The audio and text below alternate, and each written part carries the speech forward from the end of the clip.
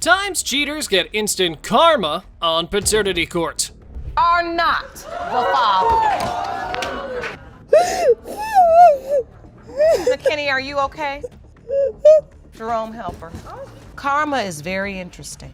And I find it to be so on point that you would have a baby girl. A lot of my friends have baby girls, and we always tell each other, you know, this is God paying us back.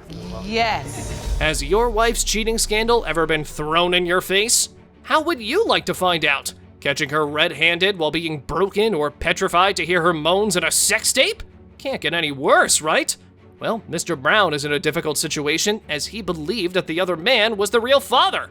To get things settled, we need a DNA test. Ms. McKinney, you are here to prove to your husband that he fathered your 11-month-old daughter, Amira. Yes, Your Honor. Mr. Brown, you say there is no way you are Amira's biological father. You now intend to prove he fathered Amira. The plaintiff only said that she wanted to prove paternity to Mr. Brown and expressed nothing but hope that results come out positive for her. The woman had nothing more to say. So the judge turned to the defendant and asked him to share his thoughts. When she was born, she did not look like me. I gave it time to see how she would look, and more every day that I look and take pictures with Amira, she has his face, and it bothers me a lot. So the defendant is standing here with a cold face and bluntly expressing his doubts on the looks. But let's get to the conflicting part real quick, where all the trouble started. And Mr. Brown shared how his spidey sense helped him to discover her cheating. One day, the girls, they like snatching her phone. I grabbed it and it pressed play, and I seen the beginning of the video, and I didn't see what I liked, so I just disclosed it. I didn't watch the whole video. The video came up, or you went looking to see what was in her phone? They were scrolling through her pictures, whatever. Before they could even get to it, I grabbed the phone. Oh, because you knew it was something inappropriate. Yeah, it didn't look right. It didn't look right. It looked like a video, so, clicked on it. And like they're both very calmly honest here in the court.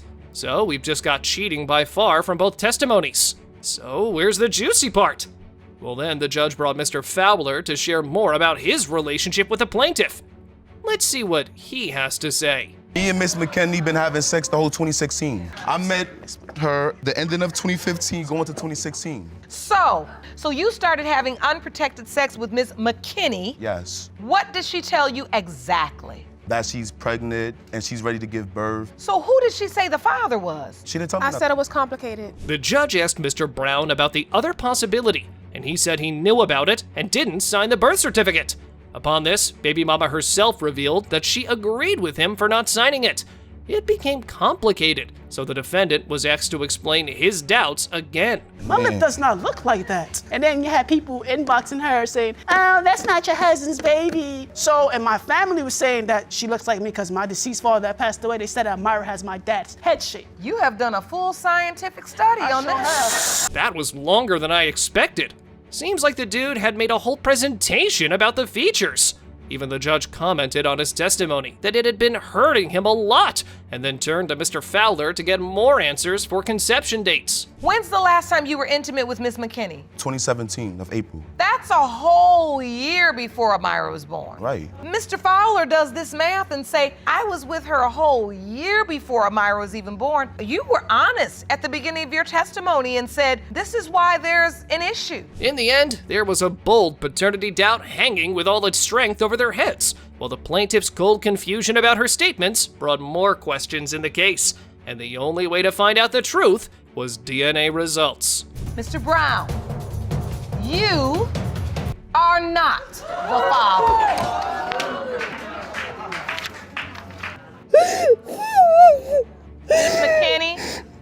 McKinney, are you okay? Jerome, help her. Jerome, help her.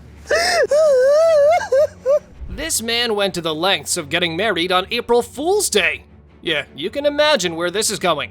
But Mr. Peebles claimed that after his mistake, he had been fooled a lot since then. And now, coming back to his senses, he's denied his 20-month-old daughter with Mrs. Peebles. To set things straight, we need a DNA test. Mrs. Peebles, you say that you were the one fooled by Mr. Peebles' lies and empty promises. You believe that today's DNA results will prove your case, and you demand he stops running from his responsibility. Is that correct? Yes, Your Honor. The plaintiff initiated the testimony and said that he felt like an idiot since everything was good in the start. But later, her faults started to appear and called her bossy and insecure to her face. Well, you make your mistake, and now you suffer. So the judge asked the defendant whether she made him a fool. He wanted to be with me, so I took initiative and say, okay, we're gonna make this a relationship. And I've been there from day one. I do it all, from taking care of Amira, taking care of him. He's like my third child, so how am I fooling anybody? He's fooling me, deceiving me, saying he loved me. He don't really love me. Fools making each other fools is not surprising. Then the defendant argued that he blamed her for cheating on him, and she admitted her mistake, but said it was payback to Mr. Peebles. So the plaintiff added that she already had the plan to deceive him on his birthday and explained the whole scenario. How he found out is when we came home that Sunday, I told him, we got into it, I can't remember what the argument was about. I said, okay, that's why I had an affair with the guy. He got mad and punched the wall. There's a big old hole in my wall when I was in the process of moving. That's a good birthday surprise for him. Then the defendant argued that it was a lie and she used protection with the other guy, and surprisingly, she again slept with the same dude a week after that incident.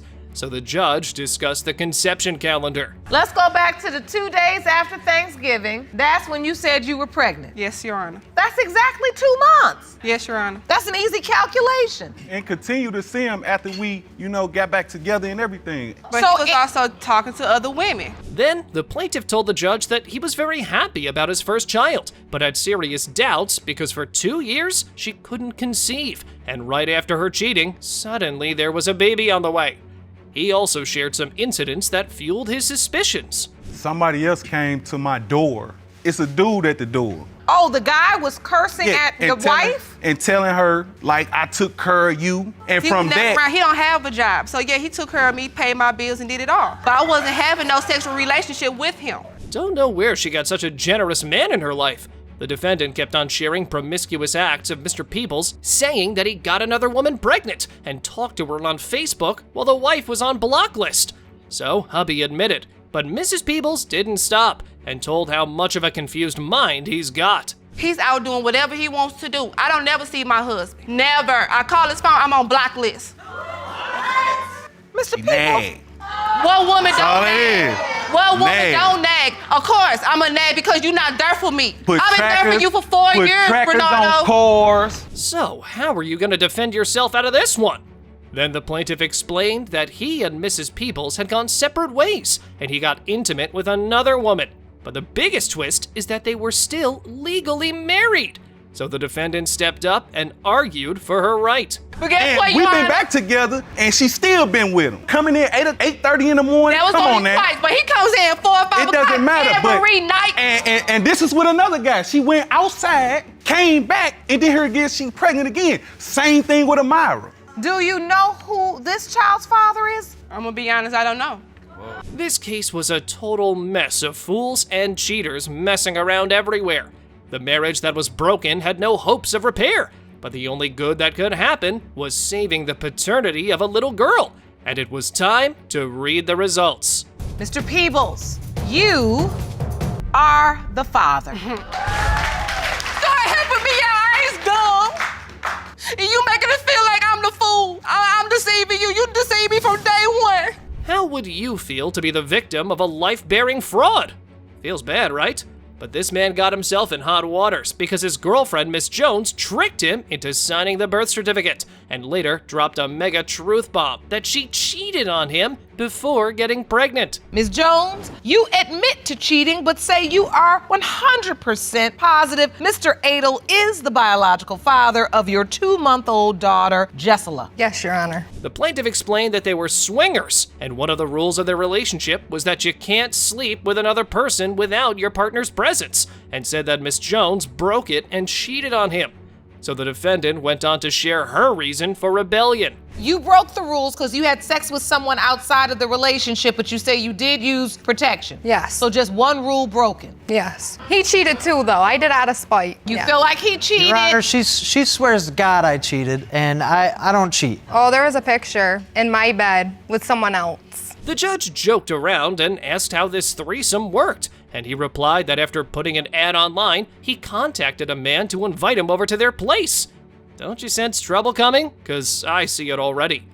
Then the judge asked the defendant about her thoughts on the weird swing. Honestly, I was hoping that he would stop it before it got that far, that he wouldn't really want another man to have intercourse with me. If you love somebody, how do you bring yourself to want to see somebody else have sex with them? My thought process was to introduce something that she may be interested in. So the plaintiff kept spilling the details of their colorful night, which revealed that the defendant was intimate with both men. The judge was right to call it 50 Shades of Paternity, but I would definitely call it 50 Shades of Stupidity.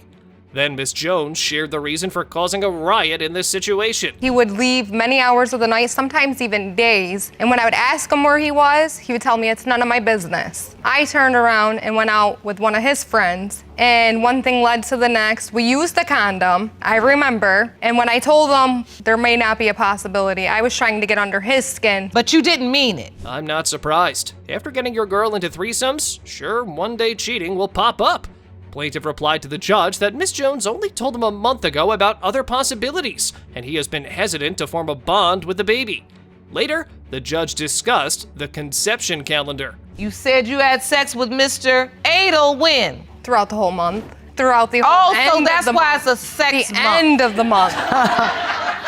After that, one night with his friend, we had sex every night, unprotected, all the way into September when he told me that he thought I was pregnant. Ooh, this was the trickiest conception calendar I've ever seen. It's hard to get results from this, but the defendant argued that she used protection with another guy and was sure that Mr. Jones was the father. Upon this, the plaintiff brought his scientific reasons into play to express his doubts. You know, the man that she cheated on me with has blue eyes. She has blue eyes, and the baby has blue eyes. That don't mean nothing. You guys sleep the same. You sleep the same. Yes, and your guys' head I shapes could name are 10 the different same. people who sleep the same as me. Not On the- your back with your eyes closed. I'm Your just eyes happy you half all open actually and sleep. your mouth half open. What I heard. He's right, sleeping style doesn't prove paternity. Also, you can't count on looks, they're oftentimes deceptive. After the drama, the judge asked the plaintiff about his hopes for his relationship with the baby, and he answered so wisely on this one. I loved her since the day I met her, you know, and I'd like to move on with her. I'd like to still be in a relationship with her. You know, if anything, I had brought this on with the lifestyle that I brought her into. And I can't blame her 100%, but I need to know if that's my baby or not. This case had a lot of new insights, drama, and laughter, but even all this testimony couldn't wipe away the seriousness of the trouble they had in their hands. So after getting the whole information, the judge was ready to read the results. Mr. Adel, you are the father. I told you. It feels great. Makes you emotional. Yes, it does. Very emotional. Deadbeat fathers are more common than you know. Haven't you seen one? We got a portrait of one heartless daddy who claimed it was impossible that he fathered the defendant's 11-month-old. Miss Bailey, you say Mr. Dark is a deadbeat who knows full well he is your son Jameer's father. You claim there is no way anyone but Mr. Dark could have fathered your son. Is that correct? Yes, Your Honor. The plaintiff shared that he'd been together with Miss Bailey for 4 years, and once he went to another state for work, and after coming back to his girlfriend, her friend revealed that she was cheating on him the entire time. Then the defendant spoke on his statement. Her best friend told you This is what her that. best friend told me. Yes, ma'am. And I only did it because I thought you was cheating on me. Okay. But So you admit you cheated on him. I did. What happened to your relationship with Miss Bailey at point? I tried to work past it again because of the things that we had already discussed of us. Okay, the revenge battle started, but it ended so soon. Why did you keep on being together then? So the judge discussed the conception dates, and it was revealed that Miss Bailey's statements weren't aligned with the dates. Then Mr. Dark explained how he fulfilled his daddy duties. I was there when he was born. The onesies and stuff that he took home, Okay, so I why bought did for you them. sign the birth certificate? The pampers that he had. What are you feeling in this moment? Like, What's I don't- upsetting you? And the reason why I signed the birth certificate, to answer your question, is because you told me at the hospital that if I didn't sign it right then I wouldn't I have did another not. I opportunity to sign didn't. it. That's what you told me right there at the hospital. Hats off to this guy for owning responsibilities that might not be his, even after blackmailing. But still, Miss Bailey called him a deadbeat father and stood there to blame him. She cried badly, arguing with him. So let's listen why she was so upset. My baby look exactly like him. It's upsetting you because he's denying him? Yes. You don't understand. I have but 3 that's- other this is- you kids do this that I to take yourself. care of by myself. And you've had this same problem previously. Okay, but I made sure that I wasn't gonna do it again. Like, I made sure that you was gonna be the only person. So history is repeating itself, and now she's in the same position. I feel bad for her. So the judge asked them whether they were intimate in February, which was the conception period, and both of them said no. Then Mr. Dark's witness gave her interesting testimony on the situation. My due date is November 19th. My conception date is February 24th. And we're now 1 year later, but what you're saying is that you have a similar due date Yes. as the one that was presented for Jameer, as when Jameer was born. Yes. Okay, now baby mama is in real trouble. Everything is going against her, but she still stood to her previous answer that she was only intimate with the plaintiff during conception. Next, the plaintiff revealed a shady trait of Miss Bailey to bring her down one more time. It's like, to me, I think she likes to destroy homes. Like, she likes How? to deal with attached men. Like, How? You're saying she likes to deal with attached men. Yeah. Are you an attached man now? Yes, he were. Probably Yes, because- he were. He was calling my phone, asking me could he come over and have sex with me. that's a lie, Your Honor. I got text messages that Attached men and promiscuous? All right, we got it. But why are you still having eyes on her? To me, both of them are shady. Next, the judge asked the defendant of her hopes for the future, and she expressed her feelings of grief. And I grew up without my parents, so I want him to be there for Jameer. So you're saying you like- grew up without your parents? I did, and it was very hard for me. And it was And very you do hard. not want that for your son? No. Accusations crossover was finally done, and both parties were told of the foolishness they've been doing, and it was time to own their responsibilities for the baby they made together. And now, we move to see the results. It has been determined by this court. Mr. Dark, you are the father.